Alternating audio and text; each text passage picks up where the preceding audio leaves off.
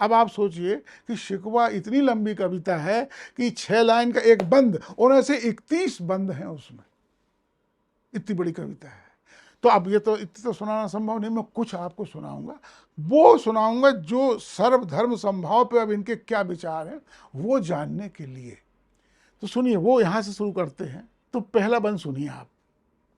हमसे पहले था अजब तेरे जहां का मंजर, कहीं मस्जूद थे पत्थर तो कहीं माबूद सजर, खू गरे पे करे महसूस थी इंसान की नजर, मानता कोई फिर अनदेखे खुदा को क्यों कर, तुझको मालूम है लेता था कोई नाम तेरा, कुब्बत बाजुए मुस्लिम ने किया काम तेरा। मैं आपको बता चुका हूं कि अल्लाह का काम करने का मतलब क्या है, इस्लाम को दुनिया में फैलाना। तो वो क्या कह रहे हैं, कुब्बत बाजू मतलब बाहुबल, कुब्बत बाजू का मतलब यही है, या और मसल पावर। तो माने वो कहते हैं तेरे पैगाम को हमने मसल पावर से दुनिया में फैलाया, बाहुबल से दुनिया में फैलाया। उस ये इसका अर्थ है। और जो मैं बताऊं इतिहास वाली बात आगे बताऊंगा आपको, पर पहली 2 लाइन भी अच्छी है, उसका पूरा पूरा बंद अच्छा है, सुनिए। वो कहते हैं हमसे पहले था अजब तेरे जहां का मंजर, माने वो पूरे मुसलमानों की तरफ से बोल रहे हैं। तो वो कह रहे हैं हम मुसलमानों के दुनिया में आने के पहले अजीब मंजर था, अजीब माहौल था, माने सिनेरियो था। कहीं मस्जूद थे पत्थर, मस्जूद माने जिसका सजदा करे, जिसकी पूजा करे, तो कहीं पत्थरों की पूजा हो रही थी, तो कहीं माबूद सजर, और कहीं सजर माने वृक्ष, तो कहीं वृक्षों की पूजा हो रही थी। मतलब हम मुसलमानों के आने के पहले दुनिया में कहीं पत्थरों की पूजा हो रही थी तो कहीं झाड़ों की पूजा हो रही थी। अब ये क्यों हो रही थी अगली लाइन में बताते हैं, खू करे पे करे महसूस थी इंसान की नजर, माने इंसान यानी मानव अपने पूर्वजन जो करते आए थे उसी की आदत थी उसको। अब हमारे पिताजी मूर्ति पूजा कर रहे तो हम भी कर रहे हैं। अब तू अल्लाह तो दिखता नहीं है, तो तेरी पूजा कैसे करे। अब जो चीज खानदान चला आ रहा है ना भाई, जो दादा परदादा करे यार वो हम करते थे। खुगर माने होता आदि होना किसी चीज के, तो हमारे पीढ़ियों जो काम चल रहा हम उसके आदि थे। और पैकर माने मूर्तियां, तो वो कह रहे मूर्ति पूजा के हम आदि थे, हमारे दादा भी करते थे, पिताजी भी करते थे, हम भी कर रहे हैं। अब तेरी पूजा कैसे करते, पूजा का मतलब तेरे को कैसे भगवान मानते, क्योंकि तू तो दिखता नहीं। मानता कोई फिर अनदेखे खुदा को क्यों कर, तो खुदा तो दिखता नहीं है, अल्लाह तो दिखता नहीं, तो क्यों माने उसको।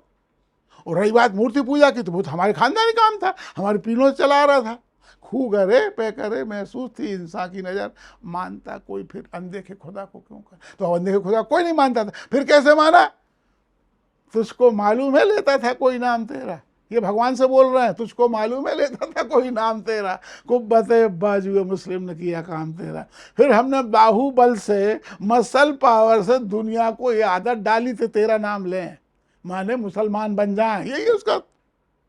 तो मतलब इसका अर्थ क्या है कि दुनिया में हमने शक्ति के दम पे मसल पावर से इस्लाम को फैलाया। आगे वाला अब सुनिए आप, वो उसमें ये कहते हैं कि दुनिया में बहुत सारे देश थे, वहाँ अलग अलग कम्युनिटियाँ रह रही थी, उनमें से एक कम्युनिटी पर कोई ने तेरा काम नहीं किया। अल्लामा इकबाल मुसलमानों की तरफ से अल्लाह से क्या कह रहे हैं, सुनो आप, कि दुनिया में अलग देशों में अलग अलग लोग रह रहे थे और पर तेरा काम किसी ने नहीं किया, मतलब तेरे इस्लाम को किसी ने नहीं फैलाया। अब सुनिए, बस रहे थे यहीं सल्जूक भी तुरानी भी, अहले चीन में ईरान में सासानी भी, इसी मामूरे में आबाद थे यूनानी भी, इसी दुनिया में थे यहूदी भी नसरानी भी, नसरानी मानी ईसाई। पर तेरे नाम पे तलवार उठाई किसने, वो बात जो बिगड़ी हुई थी वो बनाई किसने। मतलब सलजुक तुर्क, ये बस रहे थे यही सलजुक भी तुरानी भी, मतलब तुर्क तुरानी, ईरान में ईरानी रह रहे थे, चीन में चीनी रह रहे थे, और यहूदी रह रहे थे, ईसाई सब रह रहे थे, और कोई ने तेरा काम नहीं किया। हम ही मुसलमान थे जिन्हें तेरे प्रचार के लिए तलवार उठाई। क्या कह रहे हैं, पर तेरे नाम पे तलवार उठाई किसने, और जो बात जो बिगड़ी हुई थी वो बनाई किसने। मतलब हमने तलवार के दम से दुनिया में इस्लाम को फैलाया, ये इसका अर्थ है। अब आज जो भारत के इतिहास में जो विमर्श चल रहा है वो ये कह रहा है कि इस्लाम तलवार से नहीं फैला। या आप किसी पढ़े लिखे बीच में बोल दो जरा या टीवी की डिबेट में कहीं बोल दो कि इस्लाम तलवार से फैला, जो सच्चाई है, तो सब आप पे टूट पड़े। नहीं, ऐसा नहीं, तलवार से नहीं फैला, वो तो उसमें कुछ गुण थे जिसके कारण वो फैल गया। पर अल्लामा इकबाल कितने साफ शब्दों में कह रहे हैं, पर तेरे नाम पे तलवार उठाई किसने, कुब्बत बाजुए मुस्लिम ने किया काम किया। वो साफ कह रहा है, हमने बाहुबल से और तलवार से दुनिया में इस्लाम को फैलाया। ये अभी जो इस विमर्श चल रहा है इतिहास का, तो कितने साफ शब्दों में वो एक्सपोज कर रहे हैं। आगे सुनिए। थे हम ही एक तेरे मार का आराओं में, मार का आराओं माने होता है युद्ध अभियान, बैटल एक्सपीडिशंस। थे हम ही एक तेरे मार का आराओं में, खुशकियों में कभी लड़ते तो कभी दरियाओं में, खुशकी माने रेगिस्तान, तो कभी रेगिस्तानों में लड़ते कभी नदियों में लड़ते।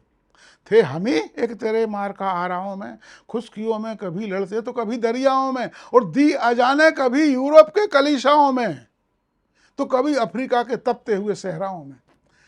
तो मैं दो तो अर्थ बता चुका हूं, अब तीसरा, दी अजाने कभी यूरोप के कलीसिया। इसका क्या अर्थ? कलीसिया बोलते हैं चर्च को। अल्लामा इकबाल ताल ठोक के कह रहे हैं कि दी अजाने कभी यूरोप के कलीसियाओं में, मतलब हम जीतते जीतते यूरोप पहुंचे, हमने यूरोप के देश जीते, और यूरोप के देश में रहते थे ईसाई लोग, जो लोगों के चर्च थे, कलीसिया थे, तो हमने उन कलीसियाओं पर कब्जा किया, उन्हें तोड़ा, उन पे मस्जिद बनाई और उन पे अजाने दी। It is so simple, isn't it भाई? दी अजाने कभी यूरोप के कलीसिया में, तो कैसे दी अजाने तुमने? यूरोप के कोई ईसाइयों ने तो नहीं कहा आओ भैया हमारे चर्च पे तुम अजाने दो, ऐसा तो नहीं हुआ होगा। जो हुआ वो मैंने आपको बता दिया। मैंने क्यों बता दिया? क्योंकि हम जानते हैं सब हमारे यहाँ भी हुआ है। यदि कोई मुझसे कहे कि इसको, जैसे वो आजकल फिल्मी गानों में रीमिक्सिंग होती ना, पहले होती तो पता नहीं अब होती है कि नहीं होती, तो इसको मैं रीमिक्स करके ऐसा कह सकता हूँ, दी अजाने कभी सोमनाथ के मंदिर पर, तो कभी काशी की मथुरा की जन्मभूमि पर, तो कभी काशी के शिवाला में। इसको कैसे बोल सकते? क्योंकि ये सब यहाँ हुआ है। जब भारत में भी ये सब हुआ है, हम जानते हैं कि इन्होंने कहाँ कहाँ के मंदिर तोड़े हैं, तो इस अकवाल के इस लाइन को ऐसे कह सकते हो कि दी अजाने कभी सोमनाथ के मंदिर पर, तो कभी मथुरा की जन्मभूमि पर, तो कभी काशी के शिवाला में।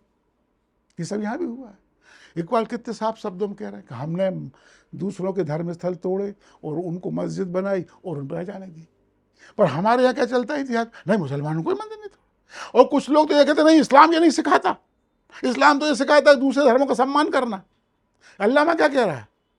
दी अजाने कभी यूरोप के कलीसिया में। तो ऐसा तो नहीं हुआ होगा कि वो पोप गया होगा आ भैया हमारे इन पे तो अजाने दो। ठीक है, आगे आप देखिए। शान आंखों में न जचती थी जहांदारों की, और कलमा पढ़ते थे हम छाव में तलवारों की। बात है, देखो आप, कलमा पढ़ते थे हम छाव में तलवारों की। अगला बंद सुनिए आप। तू ही कह दे उखाड़ा दरे खैबर किसने, शहर कैसर का जो था उसको किया सर किसने, तोड़े मखलू के खुदा बंदों के पैकर किसने, और काट के रख दिए कुफार के लश्कर किसने, किसने ठंडा किया आतश कदाए ईरा को, किसने फिर जिंदा किया तस्कराए यजदा को। शायरी इक्वालिटी शायरी की खासियत, फोर्स देखिए आप इसमें, शायरी का फोर्स, इसलिए मैंने इसको पूरा पढ़ा। अब मैं आपको इसका अर्थ बताता हूं। तू ही कह दे उखाड़ा दरे खैबर किसने, तो इसका इतिहास ये है कि पैगंबर मोहम्मद के समय ही अरब में मदीना से 200 किलोमीटर 250 किलोमीटर उत्तर की दिशा में एक बस्ती थी। उस बस्ती का नाम था खैबर। मैंने जब शुरू में इसको पढ़ा ना, तो अपन तो खैबर माने वो खैबर दर्रा जानते हैं जिससे सारे विदेशी हमलावर आए हैं अपने देश में। तो मैं सोचता था कि दर्रे पे, दर्रे खैबर माने खैबर का दरवाजा। तो मैं सोचता था खैबर दर्रे पे कौन सा दरवाजा है यार, था या रहा होगा जिसको किसी ने उखाड़ दिया। पर फिर जब मैंने पैगंबर मोहम्मद की जीवनी पढ़ी तो फिर मुझे इसका पूरा अर्थ समझ में आ गया। वो कह रहा है तो जो 200 किलोमीटर दूर खैबर बस्ती थी, उस बस्ती में यहूदी लोग रहा करते थे। तो पैगंबर मोहम्मद ने सन 628 में, एक आध साल कम ज़्यादा हो सकता है, खैबर पे हमला किया। और इस हमले में पैगंबर मोहम्मद स्वयं शामिल थे। हजरत स्वयं शामिल थे इसमें। इसीलिए इसको गजवा ए खैबर कहते हैं। गजवा का मतलब होता है वो हमला या वो युद्ध जिसमें हजरत मोहम्मद पैगंबर स्वयं शामिल हों, उसको गजवा कहा जाता है। बाकी सब जंग हैं, पर गजवा माने पैगंबर मोहम्मद उसमें शामिल है, तो इसको गजवा खैबर कहा जाता है। इसका साफ है कि पैगंबर उसमें शामिल थे। अब जब पैगंबर, अच्छा वो जो यहूदी लोग थे ना, तो वो किलों में रहते थे, और वो किले थे उनके दरवाजे बड़े मजबूत थे।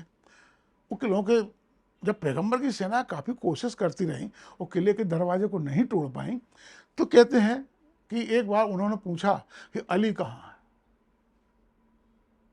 अली माने हजरत अली। तो लोगों ने कहा उनका स्वास्थ्य ठीक नहीं है, तो उनका अली को बुलाओ। अली हाजिर हुए, तो उन्होंने पूछा अली क्या हो गया तुम्हें? तो मेरी आंखों में तकलीफ है। तो उन्होंने अपना थूक निकाला और उनकी आंखों में लगा दी, आंखें ठीक हो गई। और उन्होंने कहा आज के युद्ध का नेतृत्व या आज के हमले का नेतृत्व अली खुद करेगा। और वो झंडा जिसको वो नेतृत्व सौंपते थे, झंडा उसको दे देते थे। तो अली को झंडा सौंप दिया। अली पहुंचे मैदान जंग में, तो वहाँ पर जो खैबर का जो एक योद्धा था, शायद उसका नाम मारवाह था, मेरे को अब याद नहीं है, बहुत पहले पढ़ा था मैंने। तो वो भी बहुत बड़ा योद्धा था। तो उन्होंने कहा ऐसा करते हैं यार, सेना मत कटवाओ, दोनों आपस में लड़ो, ड्वेल कर लो, है ना, जो जीतेगा वो जीत गया।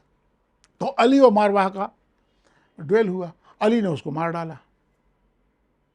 वो गुस्से में वो जो किले का दरवाजा था उसको एक हाथ से उखाड़ दिया।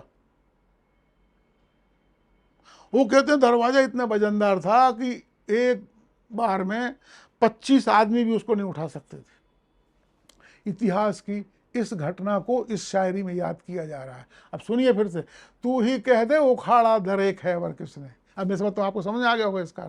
शहर कैसर का जो था उसको किया सर किसने? तो कैसर के शहर का मतलब क्या है?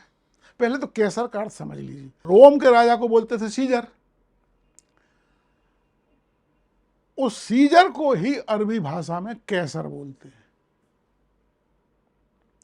तो वो ये कह रहे हैं जो शहर कैसर का था, माने सीजर का था, उसको किसने जीता? तो ये कह रहे उखाड़ा दरे खैबर किसने।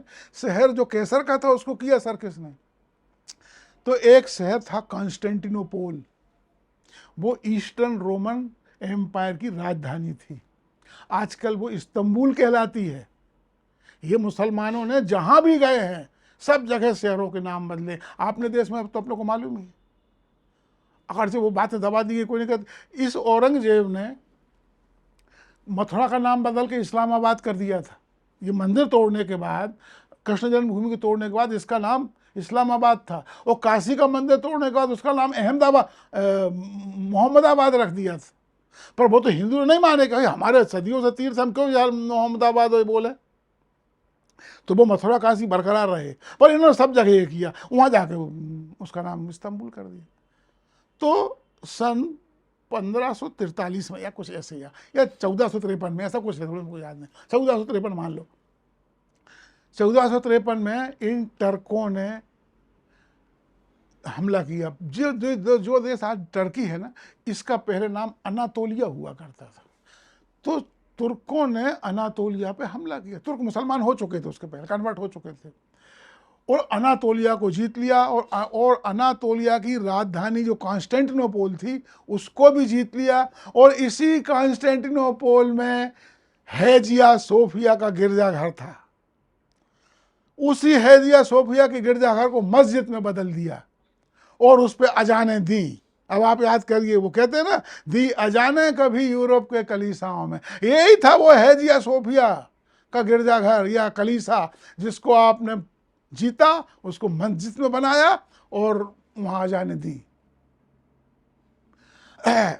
वो तो कमाल अतातुर्क आने के बाद उसने उस मस्जिद को म्यूजियम में बदल दिया था, और अब वो फिर से उसको उन्होंने मस्जिद में बदल दिया। अब अगला सुनिए आप, टोड़े मखलूके खुदा बंदों के पैकर किसने, और काट के रख दिए कुफ्फार के लश्कर किसने। मखलूक खुदा बंद के पैकर का मतलब क्या होता है? इंसान के द्वारा बनाई भगवानों की मूर्तियां। अल्लामा इकबाल कितने गर्व से शान से कह रहे हैं, किसने मूर्तियों को तोड़ा? हमने तोड़ा, हम मुसलमानों ने तोड़ा, है ना। अच्छा, और अगली लाइन क्या कहती? काट के रख दिए कुफ्फार के लश्कर किसने। कुफ्फार, इसका मतलब भारत के संदर्भ में यह है, काफिर का बहुवचन होता है कुफ्फार, हाँ, और लश्कर माने सेना है। तो काफिरों की सेनाओं को किसने काट के रख दिया? भारत के संदर्भ में इसका क्या अर्थ है? भारत के संदर्भ में इसका यह अर्थ है कि भारत में पहला मुस्लिम हमलावर आया 712 बिन कासिम। तो बिन कासिम ने जब सिंध पे हमला किया तो वहाँ का राजा दाहिर था। तो दाहिर और बिन कासिम की टक्कर में राजा दाहिर की सेनाएं कुफ्फार का लश्कर थी। फिर एक और लुटेरा आया 300 साल बाद, महमूद गजनबी। उसने जब पंजाब पे हमला किया तो जयपाल वहाँ का राजा था। तो जयपाल और महमूद की टक्कर में जयपाल की सेनाएं कुफ्फार का लश्कर थी। फिर उसके बाद गौरी और पृथ्वीराज की युद्ध में पृथ्वीराज की सेना कुफ्फार का लश्कर थी। माने ये सारी कुफ्फार की लश्कर वो थी जो भारतीय थे। वो जो भारतीय थे, वो भारतीयों के काटने को कितने गर्व से इकबाल कह रहे हैं, काट के रख दिए कुफ्फार के लश्कर किसने। जैसे भारतीय के लिए गर्व की बात है, तुम्हारी सेनाएं कट रही हैं और तुम बड़े गर्व से कह रहे हो। ये एक इकबाल एक देशभक्त का नमूना, इकबाल की देशभक्ति का एक शानदार नमूना है। खैर, अगली लाइन और सुनिए, किसने ठंडा किया आतश कदा ए ईरान को। आतश कदा, ईरान में इस्लाम के पहले जरथुस्त को मानने वाले लोग रहा करते थे और वो आग की पूजा करते थे, इसलिए उनके मंदिरों को आतिश कदा बोलते हैं, क्योंकि फारसी में आग माने आतिश। तो वो कह रहे किसने ठंडा किया आतिश कदा ईरान को, मतलब किसने ईरान के आतिश कदों को ठंडा कर दिया। ये तो मेटाफर है। इसका अर्थ है किसने ईरान से जरथुस्त के धर्म को नष्ट कर दिया, किसने पारसियों के धर्म को नष्ट कर दिया। आपने एक धर्म नष्ट कर दिया, आपने एक सभ्यता नष्ट कर दी, आपने कल्चर नष्ट कर दिया, और मिस्टर इकबाल आप उसको इतने गर्व से कह रहे हैं। और इसका पाठ पूरे भारत और पाकिस्तान में गर्व से किया जाता है, किसी के कल्चर और सभ्यता और धर्म को नष्ट करके आप कितना गौरव अनुभव कर रहे हैं। खैर, अब मैं इसका आखिरी शेर आपको सुनाता हूं। किसकी हैबत से सनम सहमे हुए रहते थे। हैबत माने भय, सनम माने मूर्ति। अरबी भाषा में मूर्ति को सनम बोलते हैं और उर्दू शायरी में प्रेमिका को भी सनम बोलते हैं। आपने बहुत से फिल्मी गानों में सुना होगा ना, ए सनम ओ सनम, तो प्रेमिका को भी सनम बोलते हैं। तो वो कह रहे हैं कि किसके भय, किसकी हैबत, हैबत माने भय, जैसा मैंने बताया, किसकी हैबत से मूर्तियां सहमी हुई रहती थी और मुंह के बल गिर के हुब अल्लाह हो अहद कहती थी। किसकी हैबत से, किसकी हैबत से सनम सहमे हुए रहते थे और मुंह के बल गिर के हुब अल्लाह हो अहद कहते थे। मतलब किसके आतंक से मूर्तियां सहमी हुई रहती थी और जैसे ही वो आदमी सामने पड़ता था तो भड़ाम से नीचे गिरती थी और अल्लाहू अकबर ला इलाहा इल्लल्लाह बोलने लगती थी, मतलब मुसलमान हो जाती थी। तो इसका पहला अर्थ तो ये है कि भारत में जो लोग मुस्लिम कन्वर्ट हुए हैं वो आतंक के कारण हुए हैं, सीधा सा अर्थ ये। पर ये उसके हिसाब से ये अतिशयोक्ति अलंकार है। मतलब मूर्तियां तो पत्थर की होती, वो तो कोई सहमति नहीं है। पर इसका अर्थ क्या है? इसका अर्थ ये है कि हम मुसलमानों के आतंक से काफिर तो काफिर, उनकी मूर्तियां तक सहमी हुई रहती थी। ये कहने का एक ढंग है, एक अतिशयोक्ति अलंकार। ये अल्लामा इकबाल, अब आप बताइए क्या ये सर्वधर्म संभाव वाला अल्लामा इकबाल है? तो दोस्तों, सर्वधर्म संभाव का ये हुआ। मैंने आपको जितनी जो अवधारणाएं हिंदू लोग इकबाल के बारे में है सबका बता दिया कि 1908 के बाद क्या हुआ। और आखिरी का शेर अब आपको सुनाता हूँ जो और बहुत अच्छा है। वो कहते हैं कि वफा वो उनका एक नज्म है जवाब शिकवा, शिकवा के बाद उन्होंने जवाब शिकवा भी लिखा। उसका अंतिम शेर सुनिए आप। उसका अंतिम शेर है, हाँ, नगमा हिंदी है तो क्या लय तो हिजाजी है मेरी। एक शेर है बहुत अच्छा जिसका अर्थ ये है कि मैं कहने को तो हिंदुस्तानी हूं पर स्वभाव कर्म और उससे मैं अरबी हूं। नगमा हिंदी है तो क्या लय तो हिजाजी है मेरी, एक ऐसा शेर है। अजमी खुम है तो क्या, मैं तो हिजाजी है मेरी, और नगमा हिंदी है तो क्या, लय तो हिजाजी है मेरी। इसका मतलब खुम माने बोलते हो मटका, जिसमें शराब रखी रहती है। तो वो कह रहा मेरा शराब का मटका तो अजम है, मतलब नान अरब है, पर उसमें रखी हुई शराब अजब अरबी है, हिजाज माने अरब। तो वो कहते हैं मेरा मटका नान अरब है, पर उसमें रखी हुई शराब तो अरबी है, और नगमा हिंदी है तो क्या, मतलब मेरा जो गीत है वो तो हिंदी है, तो क्या हुआ। देखो कितने एपोलजेटिक हो रहा है वो। जो आदमी कहता था सारे जहां से अच्छा हिंदुस्तान हमारा, अब वो कह रहा है नगमा हिंदी है तो क्या, लय तो हिजाजी है मेरी, पर उसकी जो धुन है वो अरबी है। यानी मेरा मटका भले ही हिंदुस्तानी हो, मतलब सार ये है कि मैं कपड़े उससे कपड़े लत्तों से सूरत शकल से हिंदुस्तानी दिखता हूँ, पर मेरी आत्मा अरब की है। ये सारे जहां से अच्छा कहने वाला इकबाल है।